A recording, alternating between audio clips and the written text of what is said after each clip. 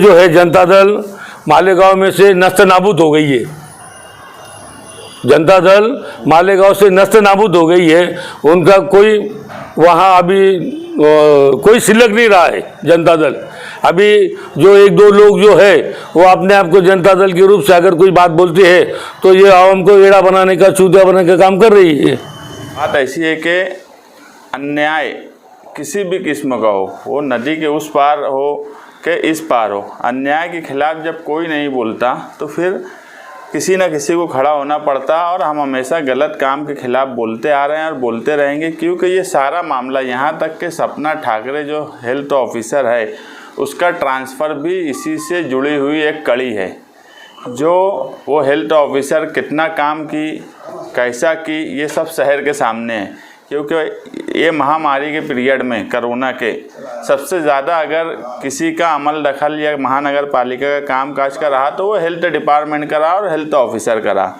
उसके बावजूद 1-1.5 साल से काम करने के ऐसे हालात में उसको बेइज्जत करके ट्रांसफ़र करना ये सही बात नहीं है। ये अवामी राय के ख़िलाफ़ काम हुआ है। और 6 सिग्मा हॉस्पिटल के साथ जो किया गया उनको कहीं भी मौका नहीं दिया गया।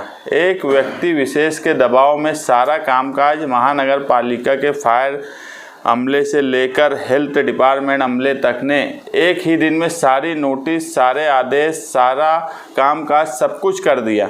जबकि पवार साहब ने खुद 2 दिन का मौका दिया 8 जून को, और 8 जून को ही आदेश कर दिया गया कि रद्द कर दिया जाता, और 8 जून को ही सपना ठाकरे का ट्रांसफ़र होता, दूसरी की नियुक्ति की जाती ममता पंकज लोथे की, और उसी के 1 घंटे के बाद हेमंत गुलाबराव गडरी इसकी नियुक्ति की जाती। तो इतनी आनन फानन में ये जो सब चीज़ की गई ये कहीं ना कहीं नाइंसाफ़ी की तरफ ले जाती। जो हेल्थ ऑफिसर के ख़िलाफ़ भी नाइंसाफ़ी है, 6 सिग्मा हॉस्पिटल के ख़िलाफ़ भी नाइंसाफ़ी है, और वहाँ पर जो मरीज डायलिसिस के और दूसरे जीवनदायी का फ़ायदा उठा रहे थे उनके साथ भी नाइंसाफ़ी है। इस मामले में हमने कमिश्नर को सीधा अल्टीमेटम दिया कि कल उनके साथ बैठे वो, और हम भी साथ में बैठे, और जो भी गलत चीज़ है वो सब सामने आए, और अगर मामूली कोई गलती है तो उसको उतनी ही सज़ा दी जाए कि हॉस्पिटल बंद ना हो। और अगर कल वो मीटिंग नहीं लेते तो हम शाम में उनको लिख कर देंगे, और 3 दिन के बाद हम महानगर पालिका के खिलाफ़ आंदोलन करेंगे। और ये सारे मामलात में एक बात जो अभी अपोजिशन लीडर ने बोला कि मेयर कहाँ है, शहर में मेयर कहाँ है। सबसे पहला तो ये सवाल आना चाहिए कि किसी मामले में अब मेयर का कहीं अता पता नहीं रहता। अब ऐसा लगता कि एक आदमी नदी के उस पार बैठा है जो पूरी महानगर पालिका चला रहा है। यहाँ तक के 10 दिन हो गए अकाउंटेंट की नियुक्ति नहीं हुई, कर्मचारियों की पगार नहीं हुई, मगर वो भी उधर से जब तक आदेश या आशीर्वाद नहीं आएगा उस वक्त तक वो भी नियुक्ति नहीं होंगी। ऐसे हालात में मेयर जो है वो खुद भी एक बहुत बड़ा ओहदा है, राज्य मंत्री का ओहदा है, मगर मेयर का कोई अता पता नहीं है। मेयर की या तो अब सुनी ही नहीं जा रही है, जो उनका शिवसेना, बीजेपी और कांग्रेस का जो गठजोड़ बना है वहाँ या तो अब मेयर की सुनी ही नहीं जा रही है, या मेयर ने ये मान लिया है कि उसको आवाम से कोई लेना देना नहीं है। 6 सिग्मा के बारे में मैं आपसे कुछ बात बताना चाहता हूँ। 6 सिग्मा और सनराइज हॉस्पिटल ये दोनों हॉस्पिटल एक ही छत के नीचे काम कर रहे हैं, ऐसा हमने हमारे आंखों से देखा है।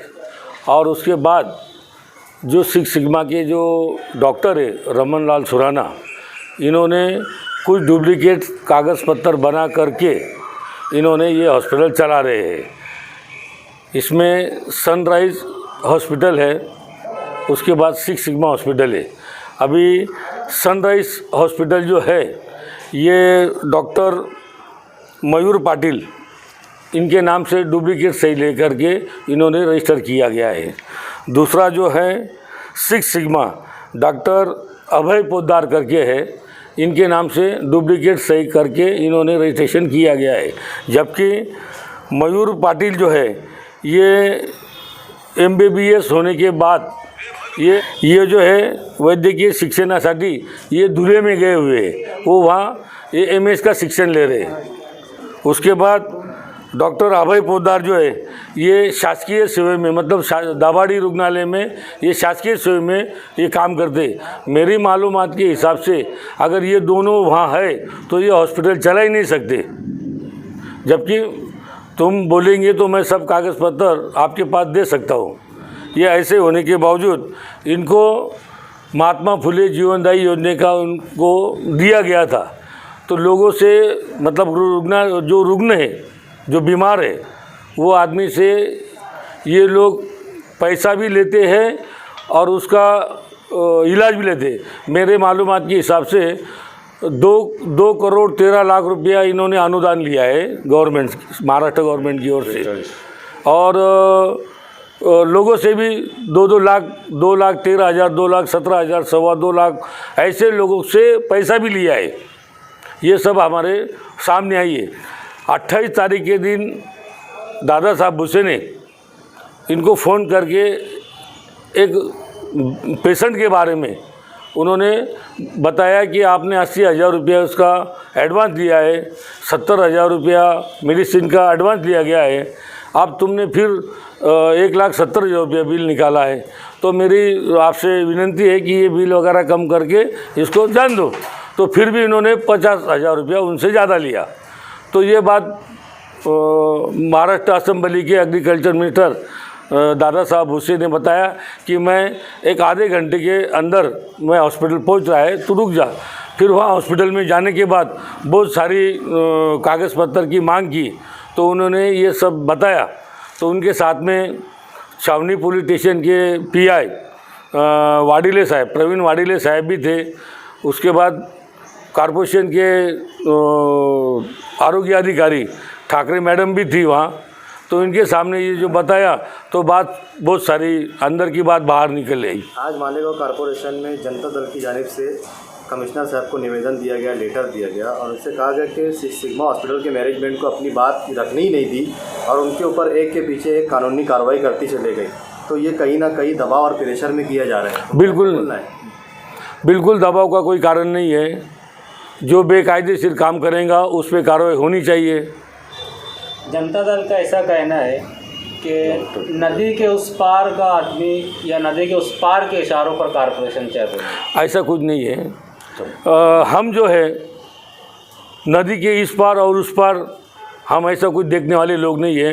इल्ज़ाम लगा रहे हैं कि इशारों पे चलते हैं और जो वो जुमला इस्तेमाल कर रहे हैं नदी के उस पार, तो इसके ताल्लुक से आप क्या कहेंगे? नहीं, ऐसा कुछ नहीं है। ये बिल्कुल दादा साहब भूसे ने आरोग्य मिनिस्टर राजेश टोपे साहब से ये बात बताया है। उन्होंने स्पष्ट रूप से आदेश दिया है।